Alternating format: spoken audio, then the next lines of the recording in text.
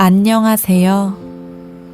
잠들기 전 듣는 역사 이야기 꿈꾸는 사관입니다. 밤이 찾아왔습니다. 하루의 무게를 내려놓을 시간입니다. 창밖의 소리들이 하나둘 멀어지고 어둠이 세상을 부드럽게 감싸는 시간. 오늘 밤에도 오래된 이야기 하나를 꺼내어 놓겠습니다. 지난 이야기에서 우리는 한 사람의 가장 높은 곳과 가장 깊은 곳을 함께 지나왔습니다.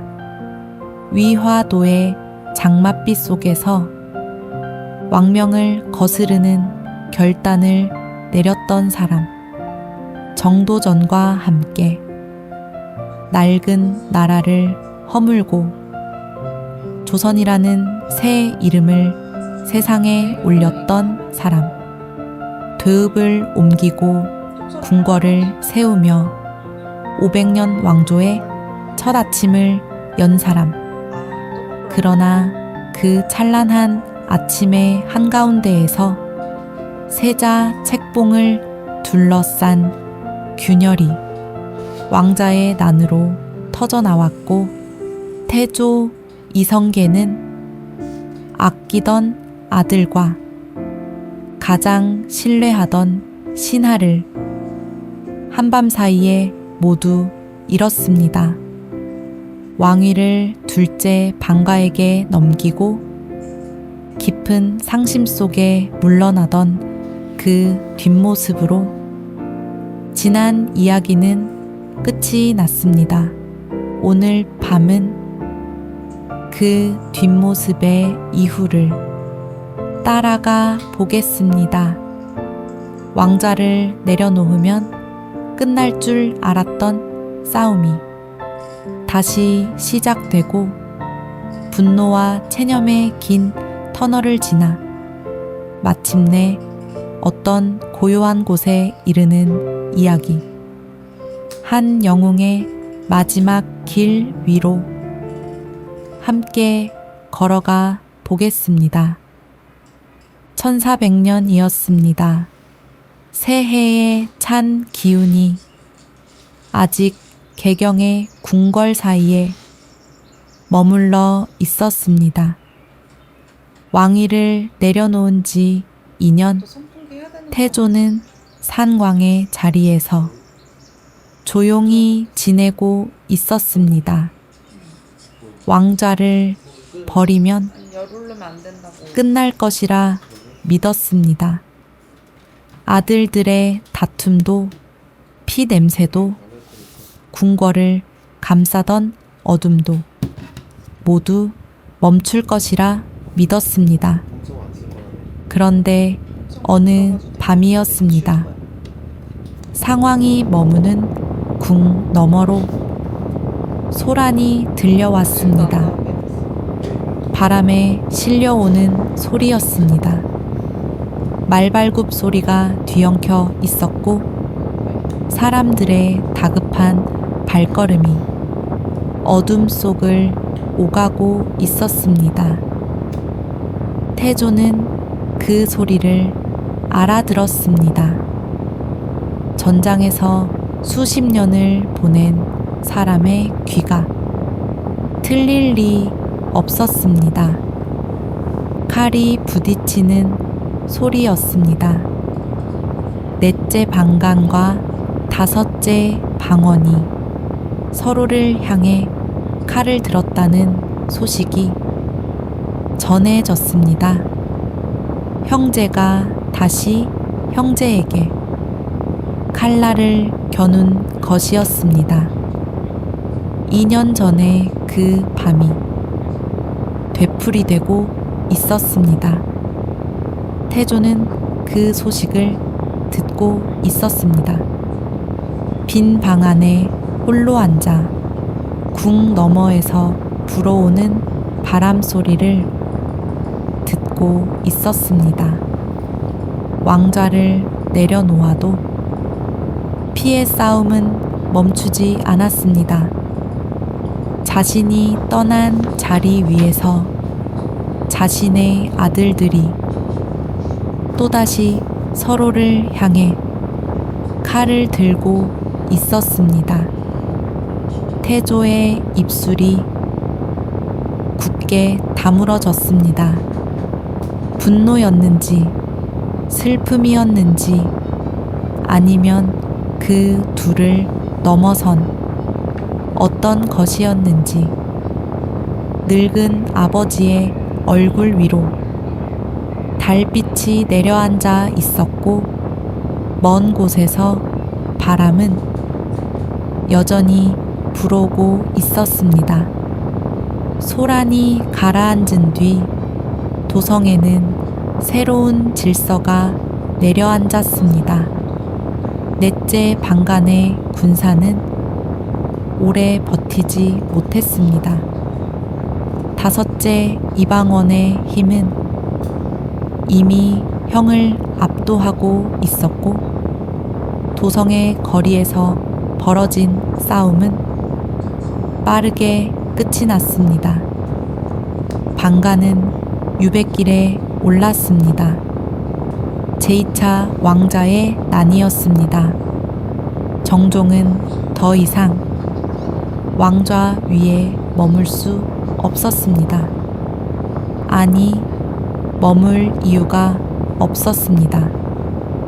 왕이라는 이름을 가지고 있었으나 그 이름 아래의 힘은 처음부터 자신의 것이 아니었습니다. 제1차 왕자의 난 이후 왕좌에 앉긴 했으나 그것은 형제들 사이의 피바람 속에서 다툼의 바깥에 있던 사람에게 잠시 맡겨진 자리에 가까웠습니다. 정종은 이방원을 세자로 책봉했습니다. 그리고 얼마 지나지 않아 왕위를 넘겼습니다. 1400년 그해 겨울이 깊어가던 무렵이었습니다. 이방원이 왕좌에 올랐습니다. 조선의 세 번째 임금이었습니다. 훗날 태종이라 불리게 되는 이었습니다. 선주교 위에서 정몽주를 쓰러뜨렸던 그 젊은이가 제1차 왕자의 난으로 정도전과 이복 동생들을 거두어 갔던 그 왕자가 마침내 자신이 원하던 자리에 앉은 것이었습니다. 태산광이라는 칭호가 태조에게 올려졌습니다. 상황보다 한 단계 더 높은 자리였습니다. 아들이 아버지를 높인 것이었습니다. 그러나 칭호가 아무리 높아도 그 아래에 놓인 마음까지 높아지는 것은 아니었습니다. 태조는 이방원의 즉위를 지켜보았습니다. 자신이 세운 나라의 왕좌에 자신의 아들이 앉는 것이었으나 그 사이에 놓인 것은 축하가 아니라 피였습니다. 방석이 떠났고 방번이 떠났고 정도전이 떠났고 방간은 유배되었습니다. 그 모든 것을 넘고 밟고 지나온 끝에 이방원이 왕좌에 앉아 있었습니다. 태조의 분노는 깊었습니다. 그것은 단순히 이방원을 향한 분노만은 아니었을 것입니다. 자신을 향한 분노이기도 했을 것입니다. 세자를 세울 때 더 깊이 생각했어야 했던 것은 아닌지, 아들들의 마음을 더 살펴야 했던 것은 아닌지, 신덕왕후에 대한 사랑과 정도전의 구상이 함께 얽힌 그 선택이 결국 이 모든 비극의 씨앗이 된 것은 아닌지, 답을 내릴 수 없는 물음들이 태조의 가슴 속에서 오래 부딪히고 있었습니다. 태종 이방원은 아버지를 정성껏 모시려 했을 것입니다. 예를 갖추어 문안을 올리고 태산광의 처소를 정비하여 부족함이 없도록 했을 것입니다. 그러나 태조는 아들의 그 정성을 쉽게 받아들이지 못했습니다. 정성의 손길이 닿을 때마다 그 손에 묻어 있는 것이 보였기 때문이었습니다. 방석의 그림자가 보였고 정도전의 그림자가 보였습니다. 아들의 효심과 아들의 칼날이 같은 사람에게서 나왔다는 사실을 태조는 받아들이기 어려웠습니다. 도성의 겨울이 깊어지고 있었습니다. 창 너머로 눈이 내렸습니다. 궁궐의 지붕 위로, 성문 너머 거리 위로 하얀 눈이 소리 없이 쌓이고 있었습니다. 한때 새 나라의 첫눈을 바라보며 희망을 품었던 날이 있었습니다. 정도전이 곁에 있었고 앞날이 눈부시게 펼쳐져 있던 날이었습니다. 같은 하늘 아래 같은 눈이 내리고 있었으나 그때의 마음은 다시 돌아오지 않았습니다. 태조는 끝내 이 도성에서 더 머물 수 없다고 느꼈습니다.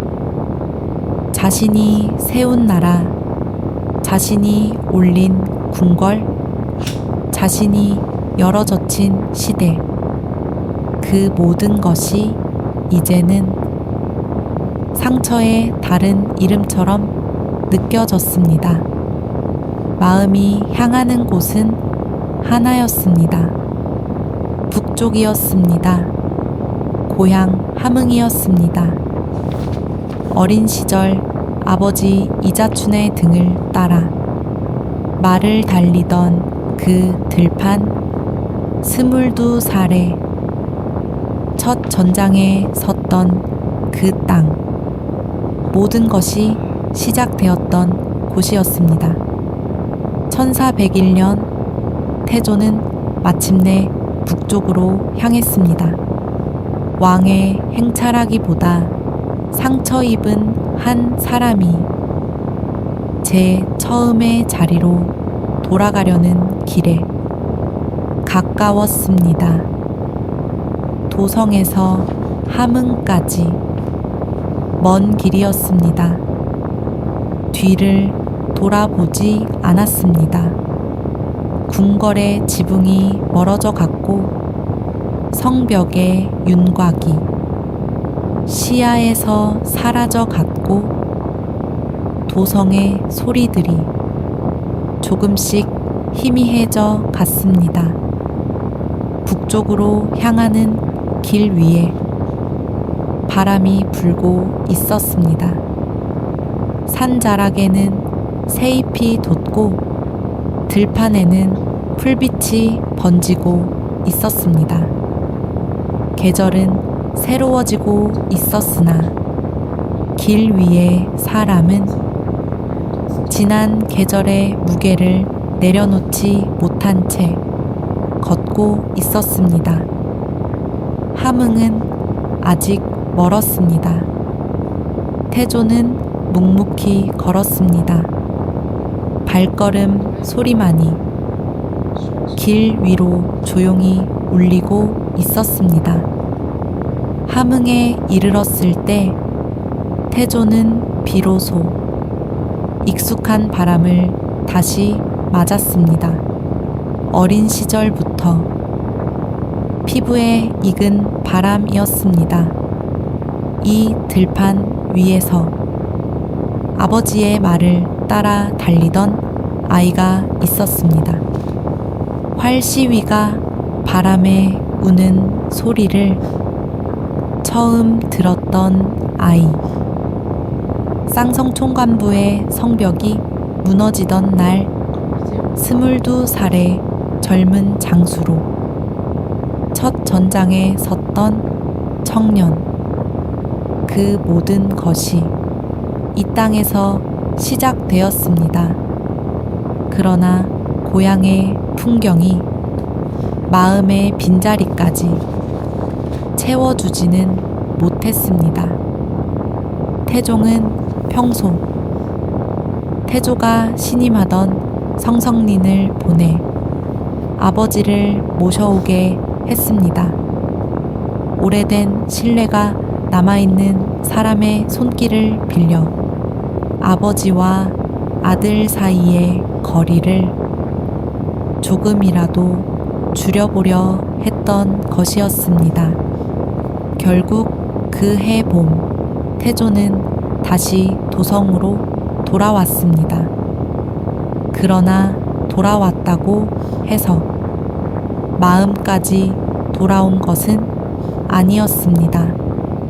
시간은 잠시 흐르는 듯 했으나 상처는 쉬이 아물지 않았습니다. 태조와 태종 사이에는 여전히 말보다 침묵이 많았고 침묵보다 무거운 기억이 놓여 있었습니다. 아버지는 아들을 보아도 방석과 방번을 떠올렸을 것이고 아들은 아버지를 마주할 때마다 자신이 건너지 못한 강의 깊이를 느꼈을 것입니다. 그리고 1402년 늦가을이 깊어가던 무렵이었습니다. 태조는 다시 북쪽으로 향했습니다. 함흥이었습니다. 두 번째 길이었습니다. 이번 길은 지난번보다 더 무겁고 더 조용했을 것입니다. 떠나온 자리에서 끝내 놓지 못한 것들이 많았고 돌아가려는 고향의 품 안에서도 완전히 편안해질 수 없다는 것을 이미 알고 있었기 때문입니다. 태종은 문안을 올리고 황홍을 청하기 위해 차사를 보냈습니다. 아버지에게 안부를 묻고 다시 도성으로 돌아와 달라고 청하는 사신들이었습니다.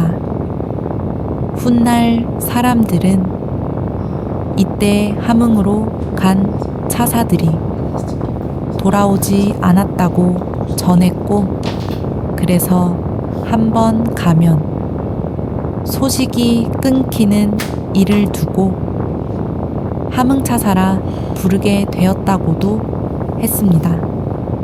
그러나 이런 이야기는 전승과 야사의 빛이 짙게 드리운 대목이기도 했습니다. 역사와 사람들의 기억이 겹쳐 서 있는 자리였습니다. 함흥의 계절은 천천히 흘러가고 있었습니다. 산에는 바람이 불고 들판에는 저문 해가 길게 비쳤습니다. 태조는 고향의 하늘 아래 머물렀으나 마음은 여전히 고요하지 않았을 것입니다. 떠나온 곳에서는 아들이 기다리고 있었고, 떠나온 궁궐 안에는 떠나보낸 사람들의 빈자리가 남아 있었습니다. 정도전이 드나들던 정각, 방석이 머물던 자리, 왕자의 난의 불빛이 흔들리던 긴 밤, 그 모든 것을 두고 왔으나 두고 온 것들이 자꾸만 따라왔을 것입니다. 그 무렵 함흥에서는 뜻밖의 일이 일어났습니다. 조사이가 군사를 일으킨 것이었습니다. 그는 신덕광후 강씨의 친척으로 태조를 따르던 세력과 가까운 인물이었습니다. 태종에게 맞서는 깃발이 북방에서 오른 것이었습니다. 도성의 왕권을 향해 북쪽의 칼날이 다시 한번 번뜩인 것이었습니다. 그러나 이 거병이 태조의 직접적인 뜻에서 비롯된 것이었는지는 분명하지 않습니다. 태조가 명했다는 이야기도 전해지고, 조사이가 태조의 깊은 분노를 읽고 스스로 나섰다는 이야기 또한 전해집니다. 기록은 그 사이를 또렷이 밝히지 않은 채 남겨두고 있습니다. 다만 분명한 것은 아들과 아버지 사이의 깊은 틈이 마침내 북방의 군사들까지 흔들어 놓고 있었다는 사실이었습니다. 태종 이방원은 흔들리지 않았습니다. 이미 2차례의 왕자의 난을 지나온 사람이었습니다. 고려 말의 격변과 조선 초의 피비린내를 제 손으로 헤쳐온 사람이었습니다. 태종은 신속하게 군사를 보냈습니다. 조사이의 군사는 한때 기세를 올렸으나 오래 버티지 못했습니다. 북방에서 치솟은 불길은 결국 꺾였고 반란은 진압되었습니다. 태조를 따르던 마지막 그림자가 무너진 것이었습니다. 동북면에서 태조와 함께 말을 달리던 사람들, 태조의 이름 아래 칼을 들었던 사람들, 그 오래된 세력의 마지막 불씨가 재가 되어 흩어지고 있었습니다. 소식은 함흥계도 전해졌습니다. 태조는 그 소식을 조용히 들었을 것입니다. 말없이 아주 오래 이상한 고요가 찾아왔습니다.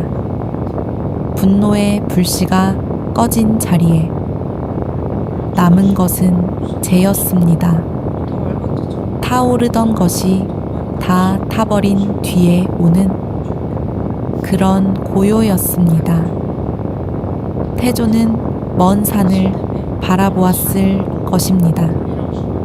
들판 위로 바람이 불고 있었고, 구름이 산등성이를 천천히 넘어가고 있었습니다.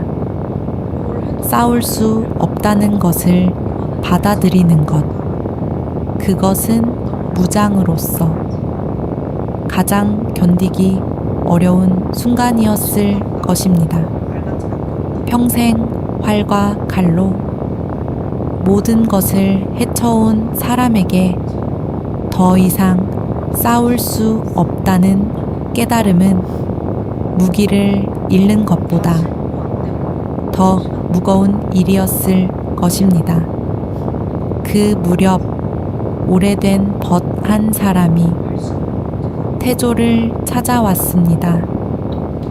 무학대사였습니다. 조선이 세워지기 전부터 이성계와 인연을 맺어온 승려였습니다.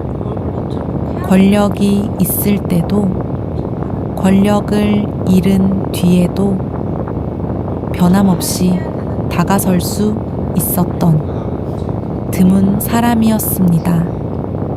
무학대사는 태조 앞에 앉아 많은 말을 하지 않았을 것입니다. 오래된 벗 사이에는 침묵이 말보다 더 많은 것을 전하는 법입니다. 무학대사는 조용히 말했을 것입니다. 돌아가시는 것이 좋겠다고. 아들과의 모든 매듭이 풀리지 않더라도 이 산사와 들판에 분노를 묻어둔 채 홀로 늙어가는 것이 남은 날들을 위한 길은 아닐 것이라고 떠나온 자리로 다시 발걸음을 옮기는 것이 굴복이 아니라 어쩌면 내려놓음일 수도 있다고 태조는 들었을 것입니다. 바로 대답하지는 않았을 것입니다. 그러나 더 이상 예전처럼 단호히 밀어내지도 않았을 것입니다. 가을이 겨울로 기울고 있었습니다. 바람은 차가워졌고 들판의 풀은 빛을 잃어가고 있었습니다. 떨어지는 잎이들은 소리 없이 바람을 따라 흘러내렸습니다. 태조는 그 모습을 오래 바라보았을 것입니다. 내려놓는다는 것이 무엇인지를 한 장의 낙엽이 알려주고 있는 듯 했습니다. 1402년 그해 마지막 달이 오고 있었습니다.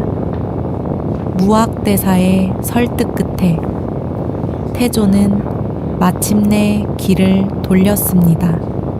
여러 차례의 간청에도 돌아올 생각을 하지 않던 사람이 끝내 도성으로 향하는 길에 오른 것입니다. 올 때보다 느린 길이었고 더 길게 느껴지는 길이었을 것입니다. 돌아간다고 해서 잃은 것이 돌아오는 것은 아니었고 돌아간다고 해서 모든 상처가 닫히는 것도 아니었기 때문입니다.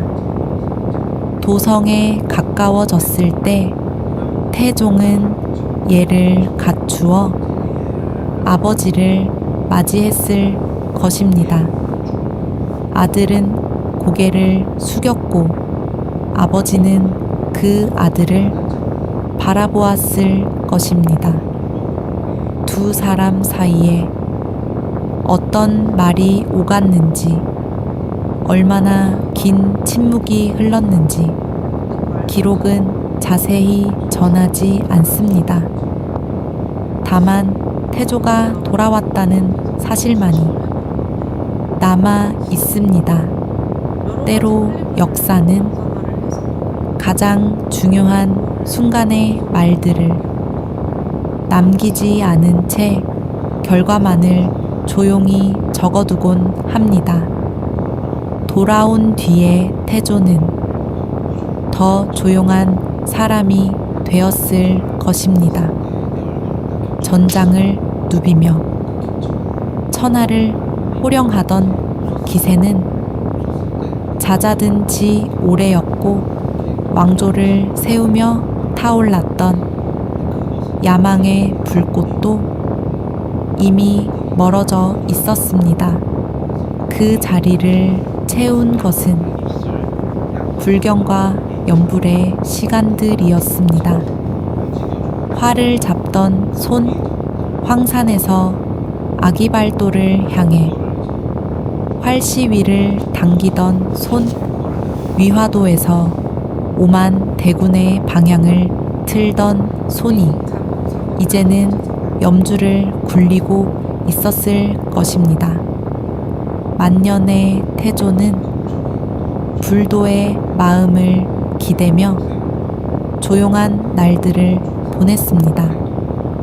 나라의 큰일에서 한 걸음 멀어진 자리에서 지난 세월의 소리들을 하나씩 가라앉히고 있었을 것입니다. 홍건적의 함성, 나하추의 기병소리, 위화도의 빗소리, 경복궁 첫 아침의 햇살, 그리고 왕자의 난이 일어난 밤에 칼 부딪히는 소리까지 한 사람의 생애 안에 들어있던 모든 계절과 모든 소리들이 늙은 왕의 마음 속에서 천천히 가라앉아가고 있었을 것입니다. 그렇다고 하여 완전한 평온이 찾아왔는지는 알 수 없습니다. 그것이 체념의 고요였는지 참된 내려놓음이었는지 그 속마음을 끝내 다 알 수는 없습니다. 다만 분명한 것은 태조가 말년의 시간 속에서 활보다 염주를, 명령보다 침묵을 더 가까이 두게 되었다는 사실입니다. 한 시대를 뒤집은 사람의 마지막이 이토록 조용한 호흡으로 흘러가고 있었다는 사실입니다. 1408년 늦봄이었습니다. 햇살이 궁궐의 마당 위에 내려앉아 있었고 나뭇잎은 짙은 초록으로 물들어가고 있었습니다. 어디선가 새소리가 들려왔을 것입니다. 태조 이성계는 창덕궁 별전에서 눈을 감았습니다. 74세 나이였습니다. 동북면에 눈 내리는 들판에서 시작된 이야기가 늦봄의 고요한 햇살 아래에서 마지막 장을 넘긴 것이었습니다. 그 뒤 태조는 건원릉에 잠들었습니다. 왕조의 시조를 모시는 능이었습니다. 그리고 사람들은 오래도록 그 봉분 위에 억새를 바라보았습니다. 함흥의 바람과 고향의 기억을 닮은 억새라고들 말했습니다.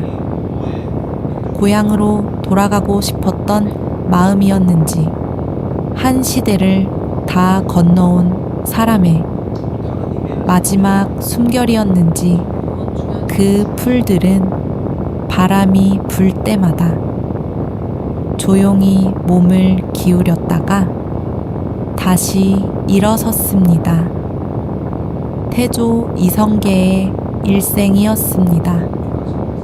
1335년 동북면의 겨울에 태어나 1408년 늦봄에 눈을 감은 74해의 삶이었습니다. 그 안에 한 시대가 통째로 들어 있었습니다. 변방에 천호 아들이 있었습니다. 아버지의 등을 따라 말을 타고 바람 소리 속에서 활시위 우는 소리를 배우던 아이였습니다. 쌍성총 관부의 성벽이 무너지던 날 22살의 젊은 장수로 첫 전장에 섰습니다. 아버지를 따라 고려에 귀부한다는 것은 안정을 버리고 불확실한 미래를 택하는 일이었으나 그 선택이 모든 것의 시작이 되었습니다. 전장에 장수가 있었습니다. 홍건적이 압록강을 건너왔을 때 개경을 되찾기 위해 달려갔고 나하추가 동북면을 위협했을 때 자신의 땅을 지키기 위해 맞서 싸웠습니다. 덕흥군의 침입을 최영과 나란히 막아냈고 황산의 좁은 골짜기에서 활시위를 당겨 왜구의 선봉을 무너뜨렸습니다. 매 전투마다 살아 돌아왔고 매 전투마다 이겨냈습니다. 고려 최고의 장수였습니다. 그러나 전장에서 돌아올 때마다 그의 눈에는 나라의 안쪽이 무너져가는 모습이 비치고 있었습니다.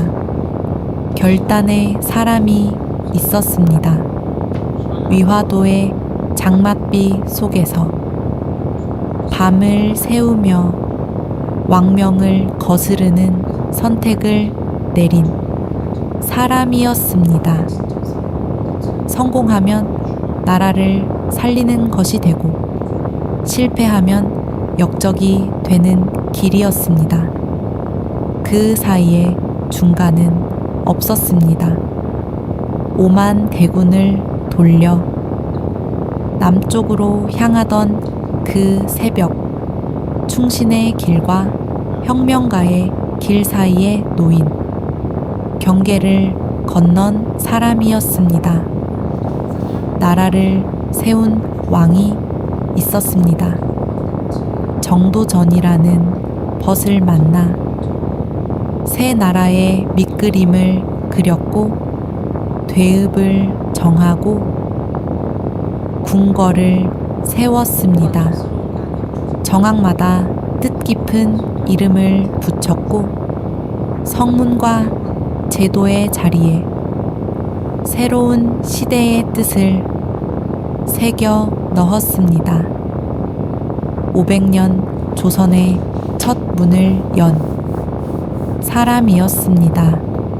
그 문 안에서 아침 햇살이 새 지붕 위로 내려앉을 때 꿈은 가장 높은 곳에 닿아 있었습니다. 그리고 아버지가 있었습니다. 세자 책봉을 둘러싼 갈등이 왕자의 난으로 터져나왔을 때 아끼던 아들과 신뢰하던 신하를 한밤 사이에 잃은 아버지였습니다. 전장에서 어떤 적 앞에서도 흔들리지 않았던 사람이 그날만은 스스로를 추스르지 못했습니다. 나라를 세운 손으로도 자신의 아이들을 지켜내지 못한 사람이었습니다. 왕자를 내려놓고 북쪽으로 향한 노인이 있었습니다. 함흥의 바람 속에서 지난 시절의 들판을 떠올리던 사람이었습니다. 분노와 체념 사이에서 오래 머물다가 마침내 무학대사의 낮은 목소리에 귀를 기울이며 천천히 주먹을 펴던 사람이었습니다.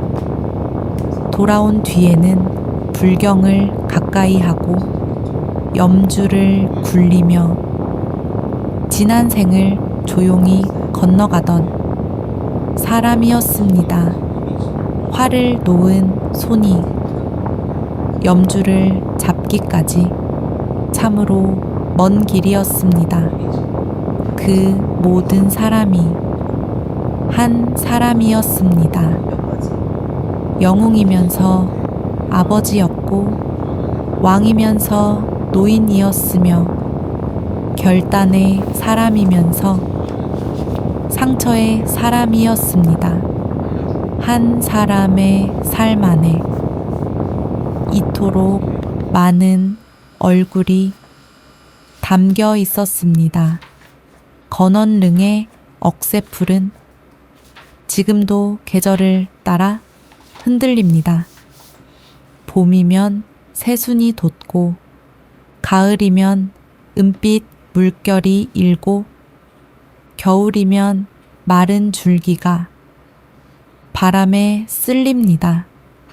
고향으로 돌아가고 싶었던 한 사람의 마지막 마음을 기억하듯이 억사에는 바람이 불 때마다 한쪽으로 기울었다가 다시 고개를 세웁니다.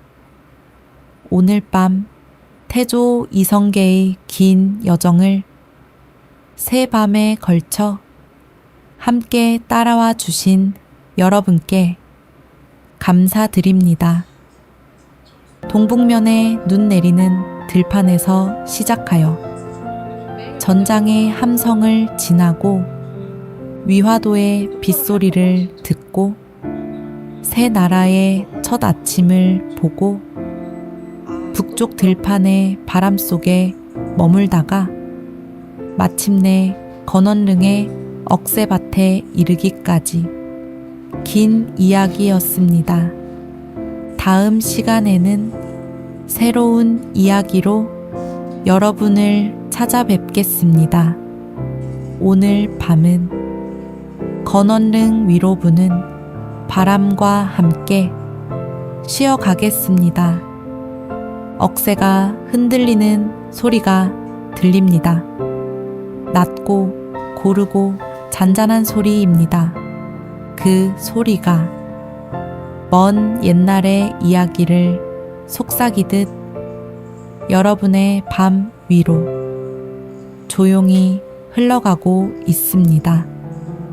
오늘 하루도 수고 많으셨습니다. 편안한 밤 되세요.